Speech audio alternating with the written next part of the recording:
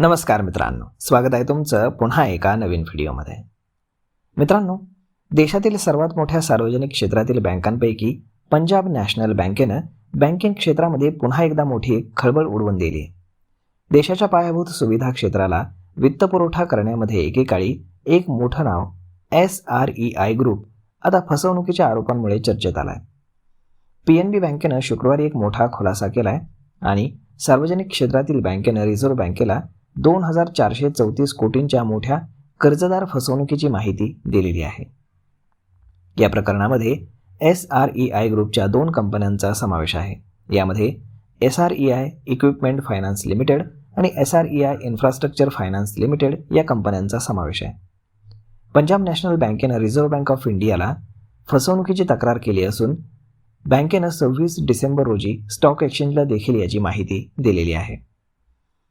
PNB बँकेच्या मते ही कर्ज घेण्याची फसवणूक आहे, म्हणजेच कर्ज मिळवताना तथ्य चुकीची सादर करण्यात आली होती किंवा कर्जाच्या रकमेचा गैरवापर करण्यात आला होता.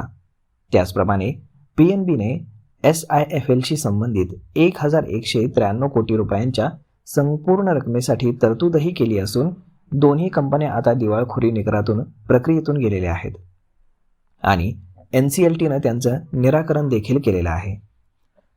SREI ग्रुप एकेकाळी पायाभूत सुविधा आणि बांधकाम उपकरणांच्या वित्तपुरवठ्यामध्ये एक प्रमुख नाव होतं, परंतु खराब व्यवस्थापन आणि मोठ्या प्रमाणामध्ये कर्ज थकबाकीमुळे गटाला अंदाजे 28,000 कोटींची थकबाकी सहन करावी लागली.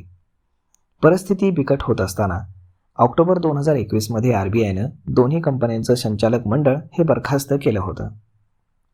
फॉरेन्सिक ऑडिटमध्ये या गटानं संबंधित पक्षांना निधी हस्तांतरण, कर्जांचं एव्हरग्रीनिंग आणि बुडीत कर्ज लपवण्यासाठी इतर अनियमितता केल्याचं आढळून आलं. मात्र PNBनं आधीच संपूर्ण फसवणुकीच्या रकमेसाठी 100% तरतूद केली होती, म्हणजेच त्याचा बँकेच्या नफ्यावरती कुठलाही परिणाम होणार नाही हे त्यांनी स्पष्ट केलंय. दरम्यान दोन्ही SREI कंपन्यांना आता जुन्या प्रमोटर्सच्या नियंत्रणाखाली ठेवता आलेलं नाही.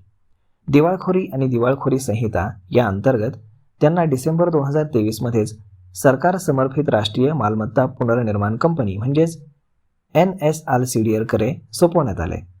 त्यामुळे सध्याचं व्यवस्थापन कथित फसवणुकीच्या प्रकरणांपासून दूर आहे हे लक्षात असू द्या. तर मग मित्रांनो, अशा पद्धतीनं शेअर बाजारासाठी ही एक धक्कादायक बातमी आपण म्हणू शकतो आणि स्पेशली फायनान्शियल सेक्टरसाठी.